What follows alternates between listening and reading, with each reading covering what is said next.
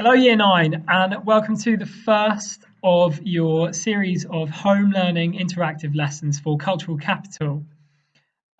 This half term, we're going to be looking at, as you can see on the screen, some short stories in every single lesson. And we've got a nice selection of short stories from all over the place to show to you. But to start off the sequence in lesson 1 and hopefully all of your lessons whilst you're at home, we're going to be looking at beloved children's author, Roald Dahl.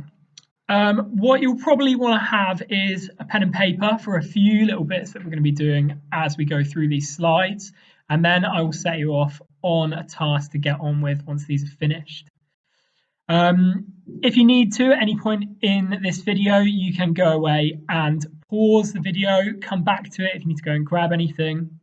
But what I'd like you guys to do just to start off with, and to get your minds working, get you in the mindset of Roald Dahl and his life, I'd like you to have a look at these 6 images on the board at the moment and have a think about how many of them you can name. Feel free to pause the video at this point, write down a note for each of them, and we will go over them in a second. Okay, so hopefully you've paused the video, had a little look through those images and written down 6 different stories, which I'm going to quickly go through for you now. So from the top left across the top is the BFG on the top left, Charlie and the Chocolate Factory in the middle, and the Twix on the top right. And on the bottom line is the Enormous Crocodile, James and the Giant Peach, and the Witches. All really well-known, famous stories by of our next few lessons, which is going to be Roald Dahl. So the plan for this sequence of lessons is as follows. These first 4 interactive lessons, we're going to be studying the life and works of Roald Dahl. He was a storyteller, as we all know, but there's so much more to dig out about him, and that's exactly where we're going to start in today's lesson with some research. So for today's lesson, we're going to be developing our understanding of his life and career as an author by building a fact file on him. Following that, we're then going to look at a series of short stories from him, probably ones that you might not have seen before, as some of them are slightly more aimed at a teenage or adult audience, as opposed to some of those children's stories that you've probably come across earlier on in your life. But before we begin, we probably need to have a think about what actually is a fact file and what is the use of having a fact file.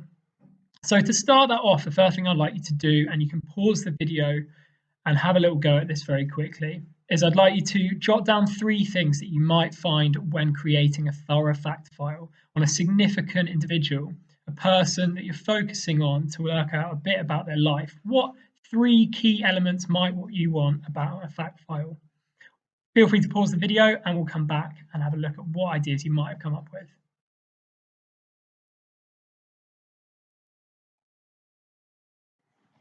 Okay, so hopefully you guys have paused the video, had a jot down of at least 3 key ideas that you might have to include in a fact file on a key individual that you're focusing on.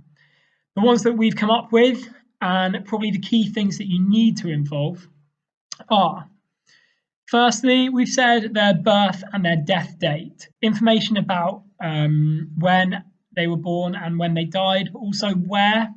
And in case of death, sometimes it's very important to include how they died as well. Information about their career, of course, who they were and what they achieved throughout their life, why they were famous and what made them significant. Life milestones is another point to add in that's kind of similar to that previous one, but it doesn't have to include the things they've done in their career. What things have they achieved or witnessed or experienced in their life that might contribute to the context of why we're studying them, and in the case of a writer, what they've actually produced. Of course, probably needed to be at the top, probably needs to be the first thing that you include, but of course we know that we're focusing on Roald Dahl. But don't forget, always need to include the name of the person, and if you can, their full name.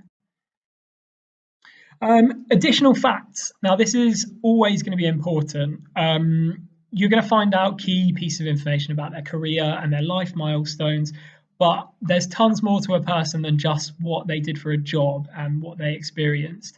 Some facts about things that might have happened to them, things that they'd specifically achieved, perhaps things that set them apart from other people.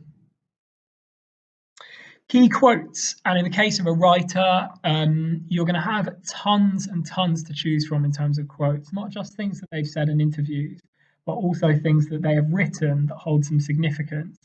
Roald Dahl has plenty of these that I can think of off the top of my head right now, but I'm not going to give any to you. Relationships. In the lifetime of a famous celebrity or a key individual that you're going to be studying, there's always going to be key relationships that shape the context of what we understand about that person.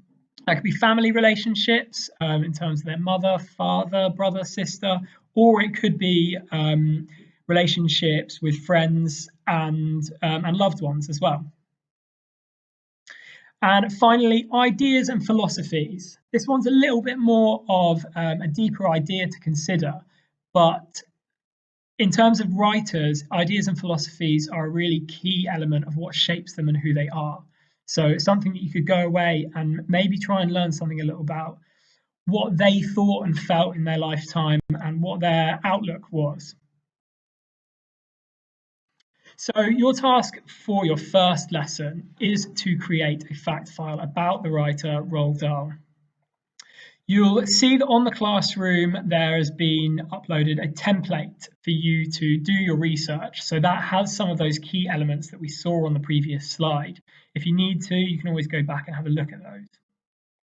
It'll have those key elements on the template, and we'd like you to fill those in to create your own Roald Dahl fact file. Now, remember, at any time whilst you need them during the lesson, your teacher is always going to be available to help in the chat. And that'll be the same with all of your lessons whilst you're working from home. The template is available in the classroom. And again, your teacher's not just on hand to help you out with classwork. They're there to help you out with locating the resources you need to complete the work as well. On the template, as well as the key information you need to include, there's also a list of helpful websites under the template to get you started. These helpful websites will be websites that we've chosen that'll have some important information that you need to include, or perhaps just a good selection of information that you can choose from. I would suggest not just limiting yourself to those helpful websites, and go and find your own resources as well. Go and find something unique or individual, make your fact file as original as it can be, and also as detailed as it can be as well. And as a final challenge task, we'd like you to consider adding some further categories to your fact file to develop a more thorough understanding of him and his life. Now, Roald Dahl is a really interesting character, and there's loads of information that you guys can go away and find on the internet about him. So don't feel limited by those helpful websites. Use the template to guide your work. And remember, your teacher's always available to help on the chat. Good luck, guys.